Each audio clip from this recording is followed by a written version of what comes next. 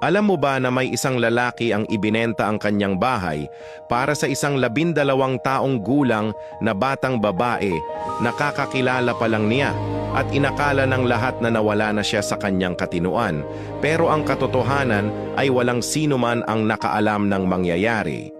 Ito ay si Celine Dion, isa sa pinakamalalaking boses sa mundo. Sa edad na 12, siya ay mahirap at nangangarap maging mang-aawit. Pinagtawanan siya ng marami, ngunit may isang taong naniwala sa kanya. Si Rene Angelil, isang music manager na tumaya sa kanyang talento. Isinangla niya ang kanyang bahay at buong ipon para magawa ang unang album ni Celine.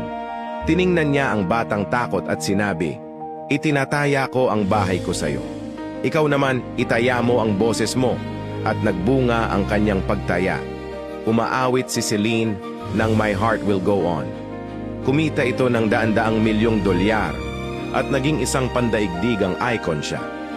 Sa paglipas ng panahon, sila ay nahulog sa isa't isa at nagkatuluyan, ngunit dumating ang trahedya. Na-diagnose si Rene ng malubhang cancer sa lalamunan. Marami ang nagsabi, bata pa siya, mayaman, sikat, iiwan niya ito.